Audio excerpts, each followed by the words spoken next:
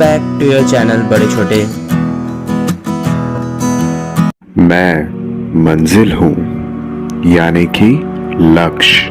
मुझे पाने की इच्छा तो हर कोई रखता है, मुझे हासिल करना हर कोई चाहता है। मैं लोगों के जीवन का एक अनमोल हिस्सा हूँ, मैं उनके जीवन का एक मकसद हूँ, क्योंकि मैं मंजिल हूँ। समय का सदुपयोग, दृढ़ निश्चय, मेहनत और मुझे हासिल करने की लगन ही मुझ तक सफलतापूर्वक पहुंचने का एकमात्र रास्ता है। हाँ, क्योंकि मैं मंजिल हूँ। मैं हमेशा कहता हूँ कि मत सोच बार बार कि परिणाम क्या होगा मुझे ना पाने का।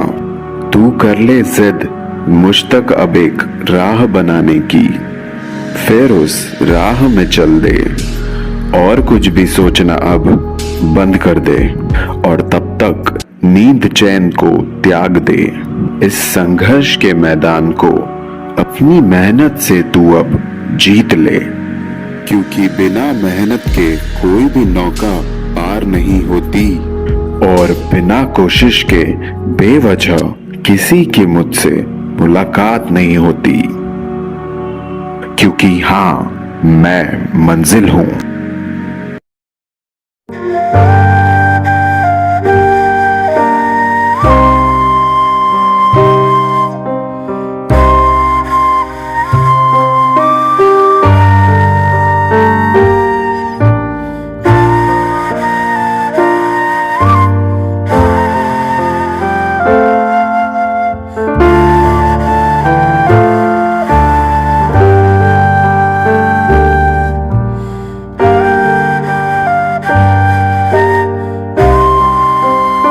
हाय छोटे, क्या कर रहे हैं? भैया अकेले क्या बैठा था और क्या सोच रहा था? बस यूं ही, ये सूरज, ये आकाश कभी कभार मुझे सोचने पे मजबूर कर देते हैं।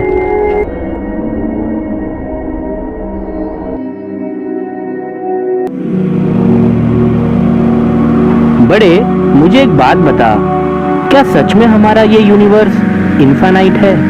मतलब क्या इसका कोई अंत नहीं?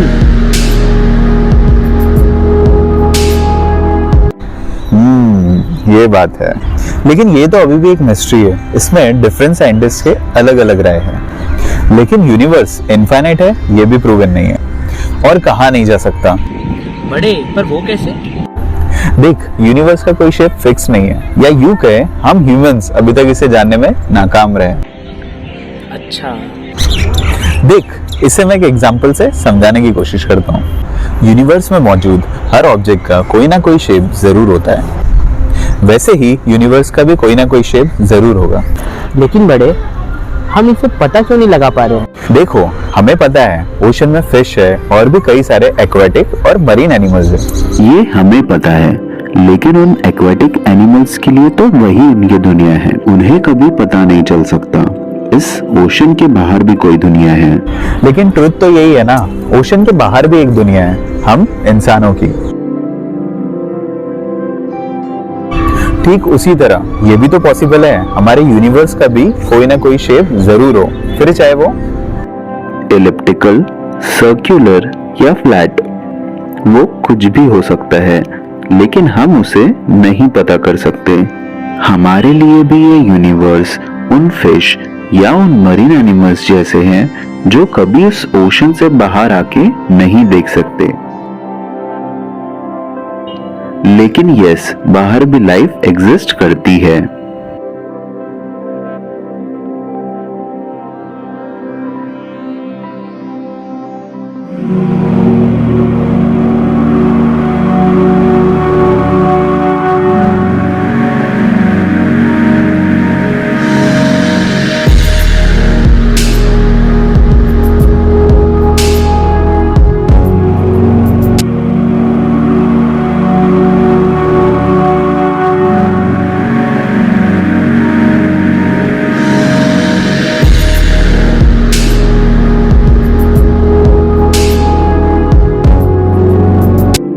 हाँ बड़े, मैंने तो कभी ऐसा सोचा ही नहीं था, पर मुझे भी ऐसे ही लगता था कि यूनिवर्स इनफाइनाइट है जिसका कोई एंड नहीं, और इसे सोचते ही मेरा दिमाग चकरा जाता था।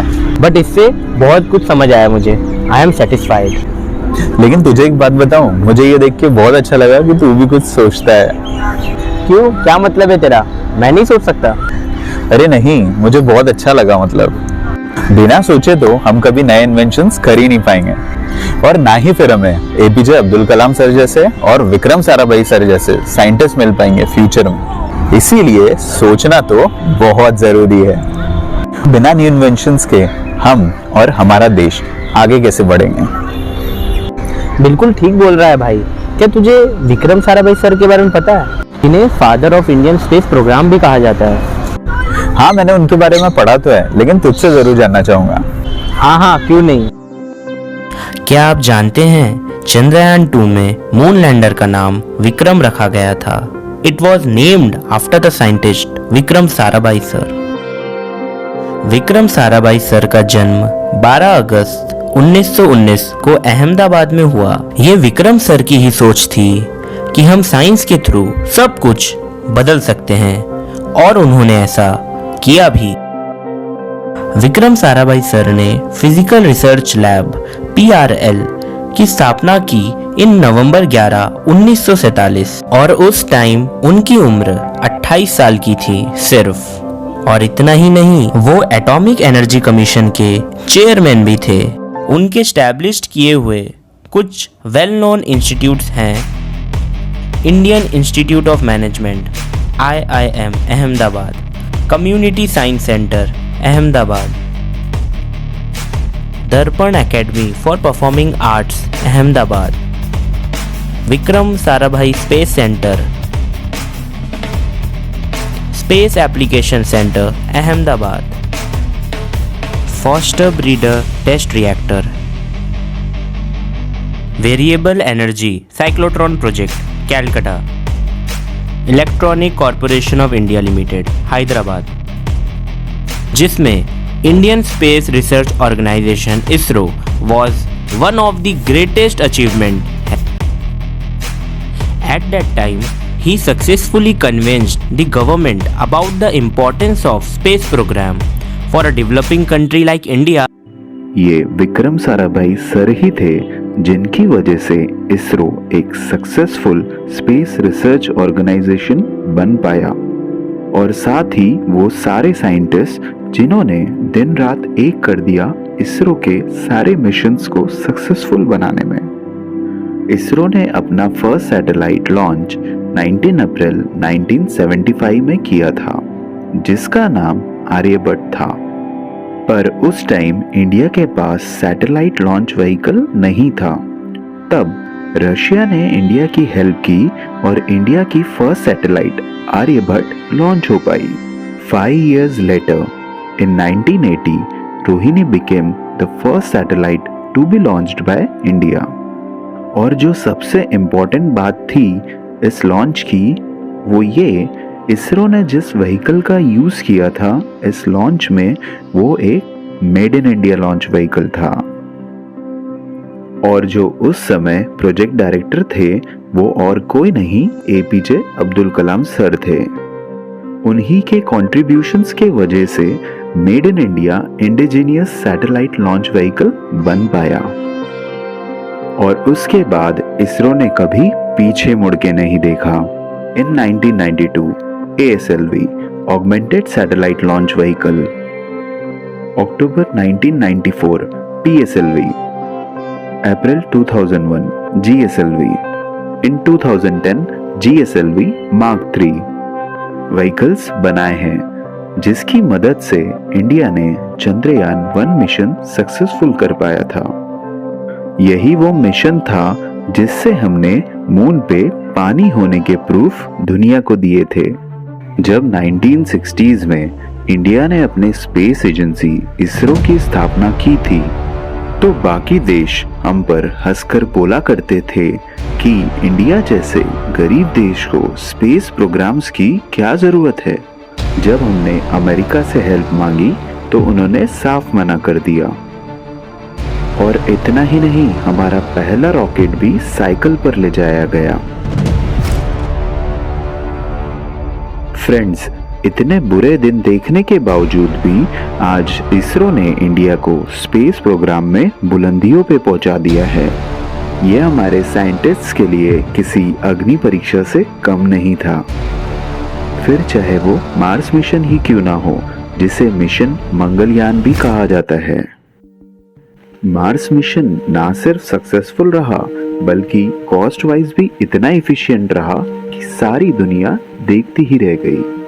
तो मैं आपसे कहना चाहता हूँ, हाँ आप ही तो इंडिया के फ्यूचर हो। हमें हमेशा कुछ न्यू सीखने पे फोकस करना है और हाँ, अपने आप को, अपने टाइम को और अपनी एनर्जी को वेस्ट करने से बचाना है। तभी तो आप और हम मिलके एक स्ट्रॉन्ग इंडिया बना पाएंगे। Thank you so much. Video को लाइक करें, शेयर करें एंड सब्सक्राइब करें and please press the bell icon so that कि आपको नई वीडियोस की नोटिफिकेशन मिलती रहे। Thank you so much.